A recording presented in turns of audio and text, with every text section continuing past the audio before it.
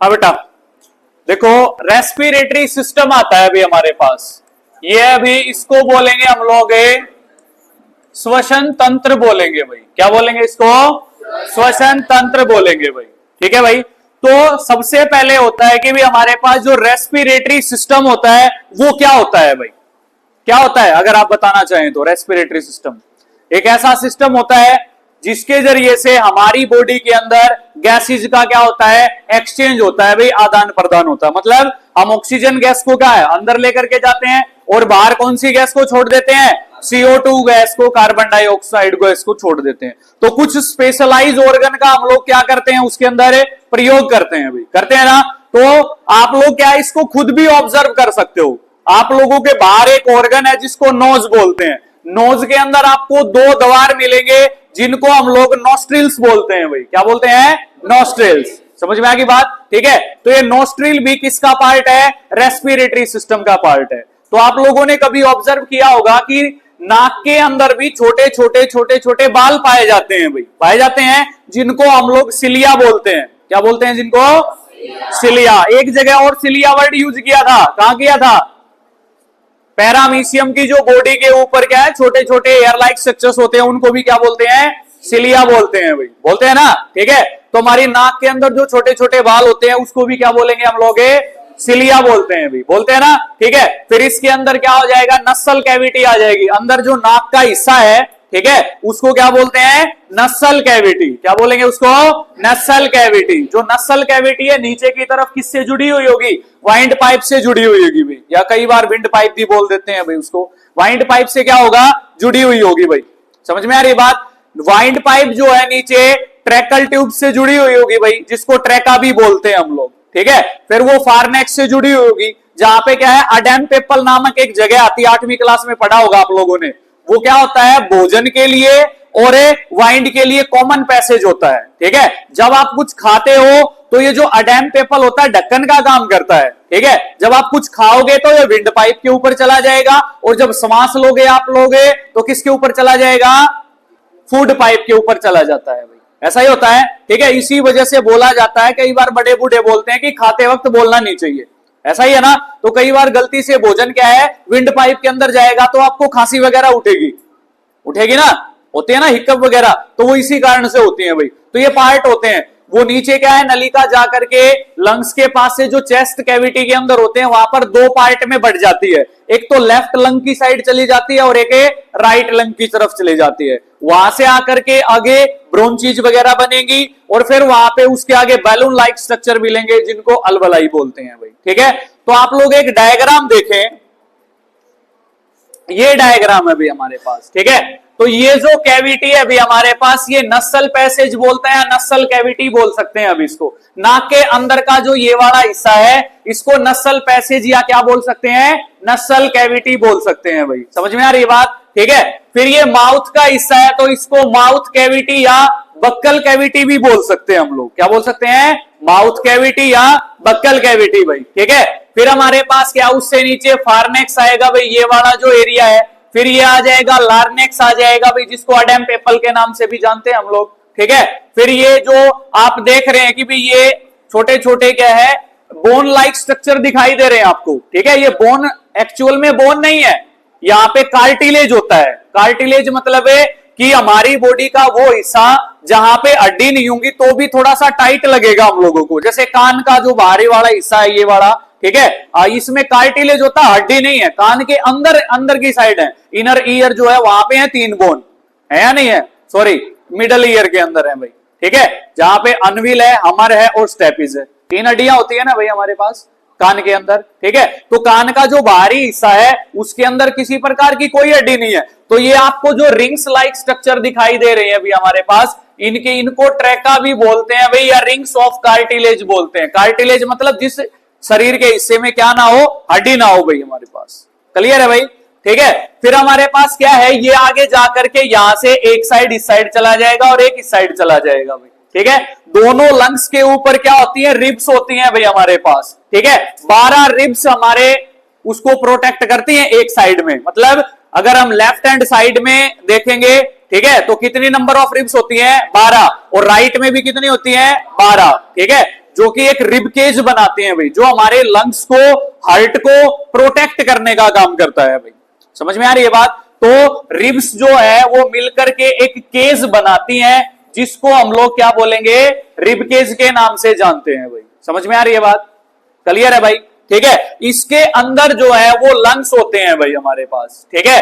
तो हमारे पास ये क्या हो जाएगा भाई, लेफ्ट लंग हो जाएगा भाई, ठीक है, और ये वाला कौन सा हो जाएगा भाई,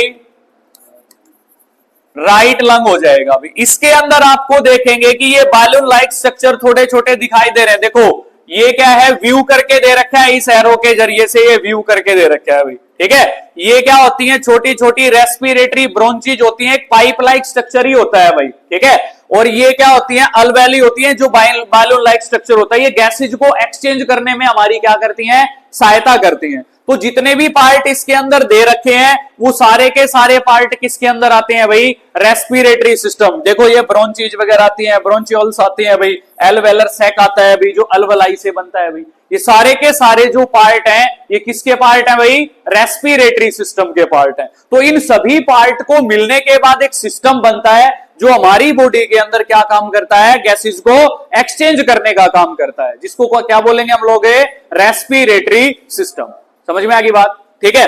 फिर इसमें आए भाई हमारे पास क्या होता है कि इन ह्यूमन बींग्स के अंदर भाई, क्योंकि जो भी हमारे पास मैमल्स होते हैं, मैमल्स मतलब है जो अपने बच्चों को खुद का दूध पिलाते हैं भाई, ठीक है, वो मैमल्स की कैटेगरी के अंदर आते हैं।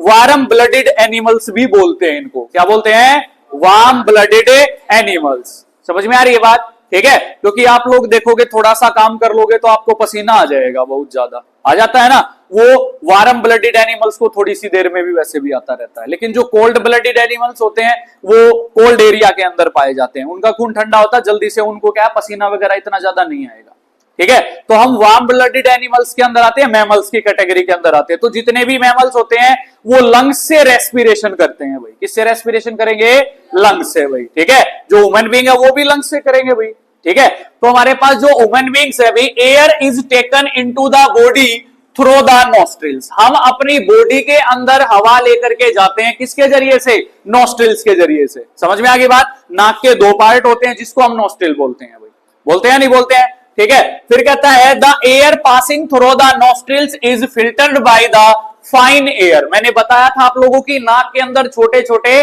फाइन एयर्स होते हैं, उनके द्वारा क्या हो जाएगा, वो फिल्टर हो जाएगा। क्योंकि जो एयर होती है वो बिल्कुल शुद्ध नहीं होती है भाई।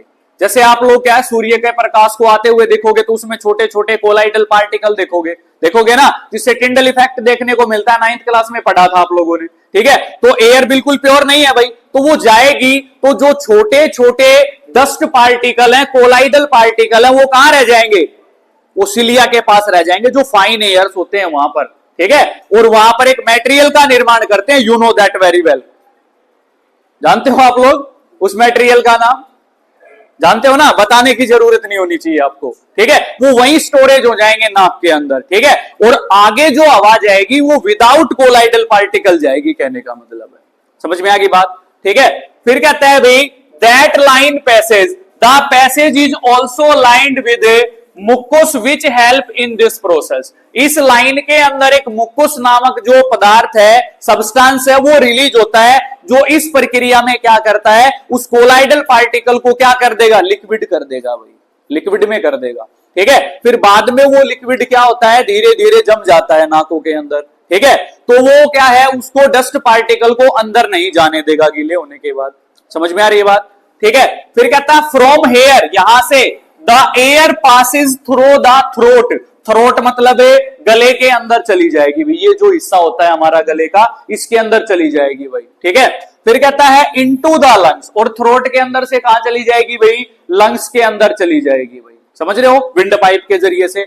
Rings of cartilage, rings of cartilage दिखाए थे आप लोगों को, are present in the throat. किसके अंदर होते हैं भाई, गले के अंदर मिलेंगे भाई, ठीक है। These ensure that the air passes does not collapse, मतलब वहां से क्या है, जो एयर पासिज हो रही है वो एक दूसरे के साथ कोलैप्स से मतलब टकरा नहीं रही है भाई। समझ में आ रही है बात, ठीक है। फिर देन हमारे पास क्या रहेगा भाई, इसमें कहता है with in the lungs, lungs के अंदर क्या कहता है अभी, the passage divide into smaller and smaller tubes. जहां पे लंग्स होते हैं वहां पे छोटी छोटी ट्यूब्स के रूप में क्या होता है, वो जो एक ट्यूब होती है वाइंड पाइप, वो क्या हो जाती है, डिवाइड हो जाती है भाई, ठीक है। विच फाइनली टर्मिनेट इनटू बालू लाइन स्ट्रक्चर, बाद में वो किसमें टर्मिनेट हो जाती है, किसमें बदलाव हो जाता है, बालून लाइक स्ट्रक्चर बन जाएंगे। आप लोग देखें इस डायग्राम के अंदर कि यहां तक तो क्या है भाई, एक कॉमन पैसेज आ रहा है विंड पाइप का, ठीक है। यहां से आगे एक नलिका इस साइड चलेगी, एक नलिका इस साइड चली गई, है ना। और आगे की साइड आप लोग क्या है, इसके डायग्राम के अंदर आएंगे तो आप लोग देखें कि ये क्या होगा, देखो पतली पतली छोटी छोटी नलिकाओं में बट रही है भाई, बहुत छोटी छोटी नलिकाएं हैं भाई, आपकी बुक में भी देख सकते हो आप लोग, बट रही है ना भाई, ठीक है। ये पतली पतली नलिकाएं आगे चल करके इनके एंड पे क्या होगा, एक बालून लाइक स्ट्रक्चर होगा जिनको अलवलाई बोलते हैं भाई। समझ में आ रही है बात, क्लियर है ना, ठीक है। फिर कहता है इसके अंदर कि विच आर कॉल्ड अलवलाई, उनको क्या बोलते हैं, अलवलाई, ठीक है। अलवलाई जो है वो प्लूरल नंबर होगा भाई, ठीक है। और अलवलस क्या होगा भाई, एक सिंगुलर नंबर, जैसे रेडियस होता है सिंगुलर नंबर है, रेडियाई अगर उसका करेंगे तो क्या हो जाएगा, प्लूरल नंबर हो जाएगा भाई, ठीक है। The alveoli provide a surface where the exchange of gases can takes place, जो अलवलाई होती है वो एक सरफेस प्रोवाइड करती है, जो क्या करती है, गैसेज का एक्सचेंज करती है। जैसे आपकी मम्मी क्या करती है, घर में चाय बनाती है ना, तो चाय पत्ती को अलग किससे करती है, छलनी से करेगी ना। तो यहां पे जो अलवलाई होती है, बालून लाइक स्ट्रक्चर होता है, वो छलनी का काम करते हैं, मतलब है वो जितनी भी अगर गैसेज होंगी उनको तो अपने पास रख लेंगे और ऑक्सीजन को कहां पर भेज देंगे, आगे भेज देंगे लंग्स के पास और ब्लड के अंदर मिला देंगे।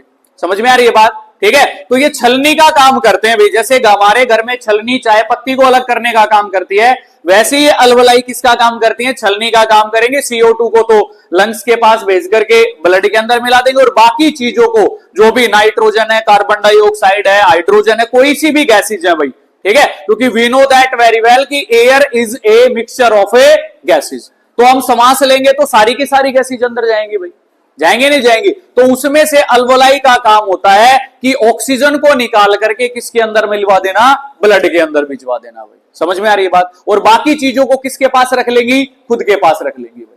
समझ में आ रही है बात, ठीक है। फिर होगा भाई हमारे पास the walls of the alveoli contain and extensive, extensive मतलब बहुत ज्यादा बड़ा, ठीक है। नेटवर्क में जहां पे क्या होगा, एक पार्ट दूसरे से डायरेक्टली जुड़ा हुआ होता है भाई, ऑफ ब्लड वेजल, वहां पे क्या मिलेगा, एक ब्लड वेजल्स का एक बहुत ज्यादा बड़ा नेटवर्क मिलेगा भाई, ठीक है। As we have seen in earlier years when we breathe in, जब भी हम क्या करते हैं, श्वास अंदर की साइड लेकर के जाते हैं, ठीक है, तो हमारी जो चेस्ट कैविटी होती है वो बिकम्स लार्जर एंड लार्जर हो जाती है, ज्यादा हो जाती है। अभी आप अंदर की साइड श्वास भर करके देखें तो आपकी चेस्ट कैविटी जो होगी वो बाहर की तरफ निकल आएगी भाई। क्या आप ऑब्जर्व कर रहे हैं चीज, श्वास अगर अंदर की साइड भरेंगे तो चेस्ट कैविटी क्या हो जाएगी, लार्जर और लार्जर हो जाएगी, ज्यादा से ज्यादा साइज बढ़ जाएगा भी। क्यों, क्योंकि एयर फील्ड हो गई है किसके अंदर, लंग्स के अंदर भाई। जैसे अभी आपका बैग खाली पड़ा हुआ है, तो अगर आप सारी किताब उसके अंदर डाल दोगे, कॉपी डाल दोगे, तो बैग क्या हो जाएगा, एक्सपेंड करेगा भाई, साइज बढ़ जाएगा, सीधी सी बात है, किताब वगैरह डालने के बाद। तो जब भी हमारे पास क्या है, जब भी हम ब्रीथ इन करते हैं, वी लिफ्ट आवर रिब्स, हमारी रिब्स क्या है, ऊपर की तरफ आ जाती है भाई, ठीक है। एंड फ्लैटन आवर डायाफ्राम, जो डायाफ्राम मतलब जो पेट वाला हिस्सा होगा वो क्या होता है, अंदर की तरफ चला जाता, फ्लैट हो जाता है भाई। समझ में आ रही है बात, ठीक है। फिर कहता है and the chest cavity becomes larger, जो चेस्ट कैविटी है वो कैसी हो जाएगी, बहुत ज्यादा बड़ी हो जाएगी, बाहर की तरफ निकल आएगी, कहने का मतलब है, ठीक है। Because of this air is sucked into the lungs, जो हवा है वो किसके अंदर भर गई, लंग्स के अंदर भर जाएगी भाई। समझ में आ गई। फिर कहता है एंड फिल्स द एक्सपेंडेड अलवेली, सबसे पहले लंग्स के अंदर भरेगी, फिर अलवेली के अंदर भरेगी, तो अलवेली भी क्या हो जाएगी, फूल जाएगी। जब आप किसी गुब्बारे के अंदर हवा भरते हो तो क्या होता है, फूल जाएगा भाई, है ना। वैसे ही अलवेली के अंदर जब भी हवा भरेगी तो वो क्या हो जाएगी, एक्सपेंडेड हो जाएगी, फूल जाएगी भाई, कहने का मतलब है।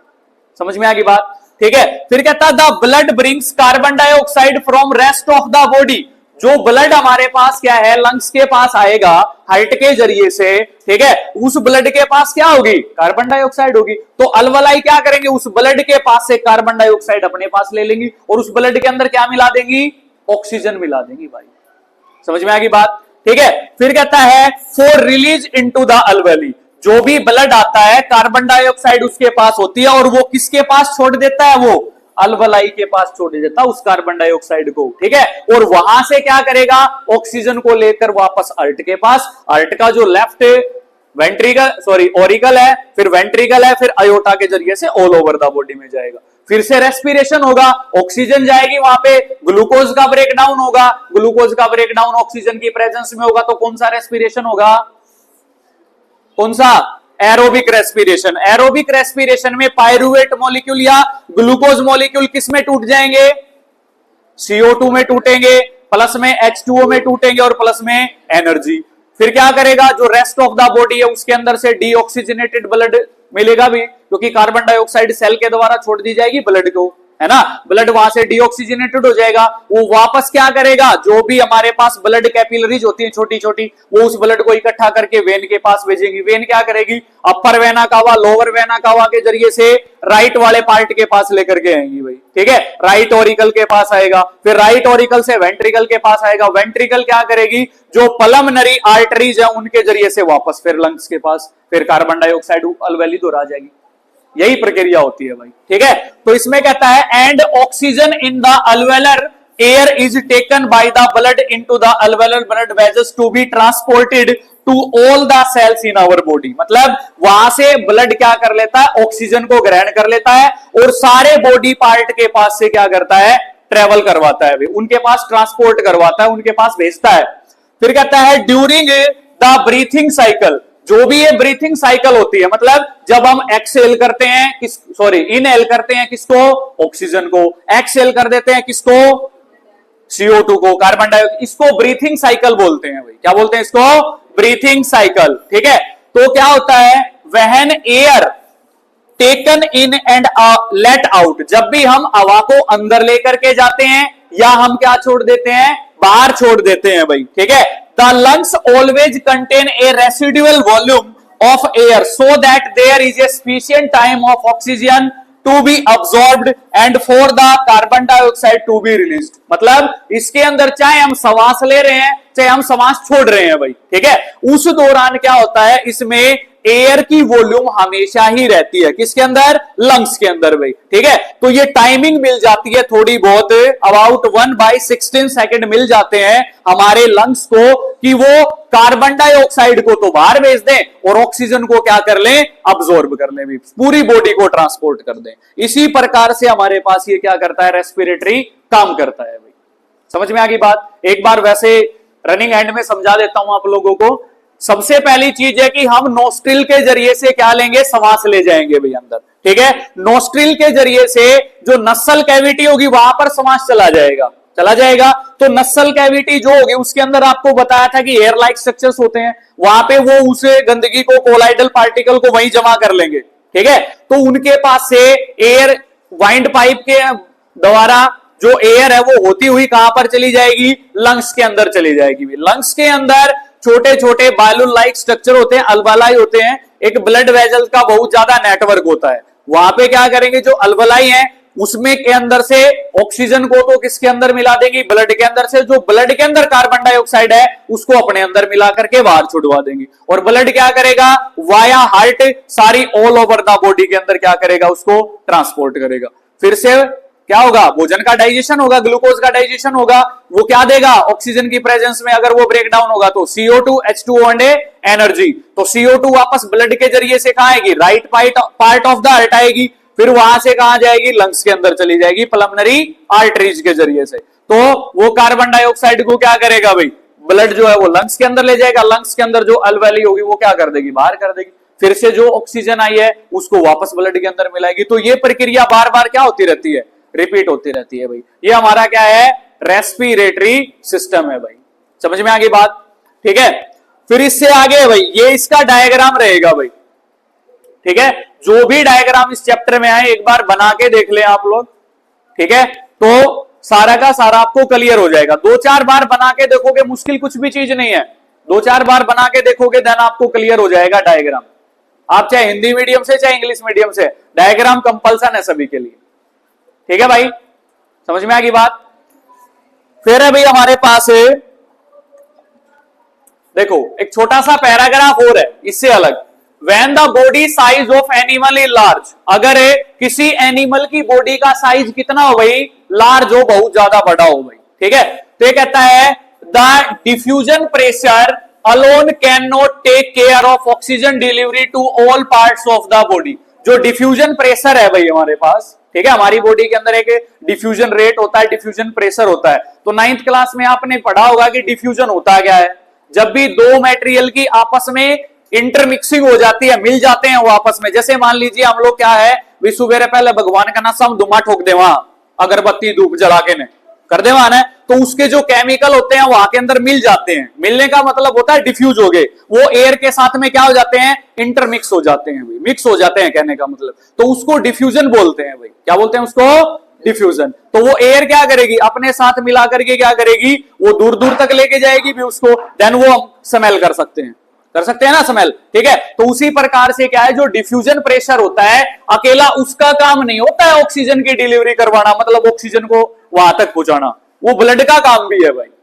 समझ में आ रही है बात? ठीक है, फिर कहता है instead respiratory pigment take up oxygen from the air in the lungs. मतलब जो भी रेस्पिरेटरी पिगमेंट होते हैं भाई किसके अंदर है? लंग्स के अंदर होते हैं ना। कौन से होते हैं रेस्पिरेटरी पिगमेंट? ब्लड होता है सबसे इंपॉर्टेंट चीज, और ब्लड के अंदर एक छोटा सा लाल कलर का पिगमेंट पाया जाता है जिसको क्या बोलते हैं?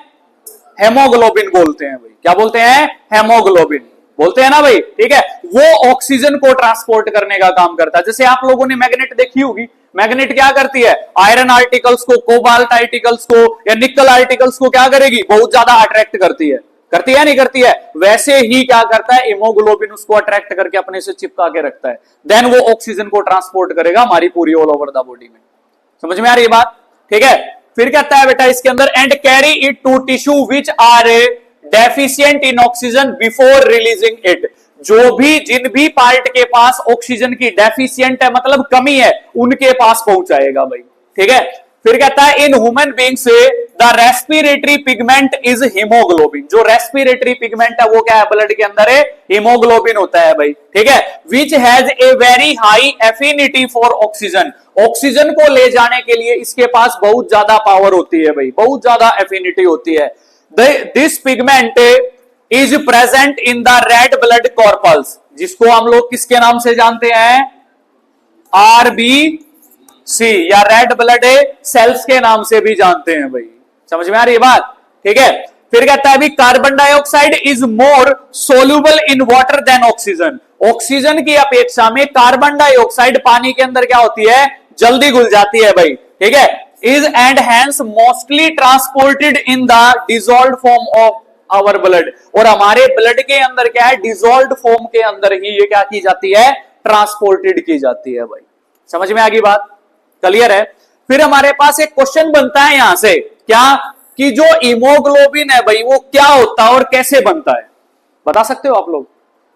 7वीं क्लास में ये चीज बताई थी मैंने आप लोगों को। क्या होता है भाई हीमोग्लोबिन? हीमोग्लोबिन भाई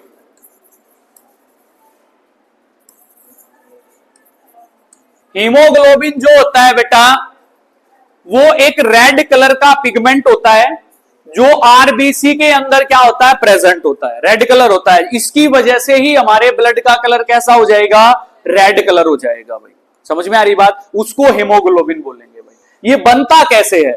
जितनी भी हम लोग ग्रीन लीफी वेजिटेबल खाते हैं भाई, खाते हो आप लोग या नहीं? ग्रीन लीफी वेजिटेबल, चने का साग, बथुआ का जो रायता वगैरह होता है, ठीक है, खीरे वगैरह खाते हैं हम लोग, घिया वगैरह खाते हैं हम लोग, खाते हैं ना? या जितने भी नहीं खाता खाया कर, जल्दी तो आराम को पिलोंडा भर रहा है। ठीक है भाई, तो ग्रीन लीफी वेजिटेबल जितनी भी है भाई हमारी, ठीक है, वो खानी चाहिए भी हम लोगों को। क्यों? क्योंकि उसके अंदर एक आयरन का पिगमेंट पाया जाता है भाई। किसका पिगमेंट पाया जाता है भाई? आयरन का पिगमेंट पाया जाता है उसके अंदर, ठीक है, जिसका नाम होता है हिमाटिन। क्या नाम होता है भाई जिसका? हिमाटिन नाम होता है आयरन के पिगमेंट का।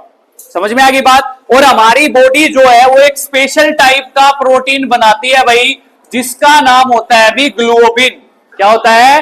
ग्लोबिन।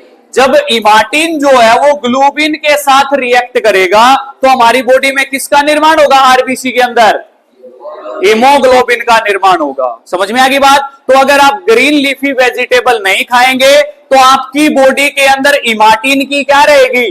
डेफिशिएंसी रहेगी, कमी रह जाएगी, तो हीमोग्लोबिन नहीं बनेगा। इसी वजह से आप लोगों को बहुत ज्यादा दिक्कत आती है रेस्पिरेशन करने में। कई बार क्या होता है कि भाई आजकल के नौजवान बच्चे भी जो ग्रीन लीफी वेजिटेबल खासकर नहीं खाते हैं, ठीक है, वो थोड़ा सा काम करते ही जल्दी थकने लग जाते हैं, जल्दी थकावट हो जाएगी, ठीक है, थोड़ा सा बाहर घूमने गए, बोला मेरे तो पैर दुखने लगे, ऐसा कुछ होता है। के बात तरुण तेरे साथ हुआ है?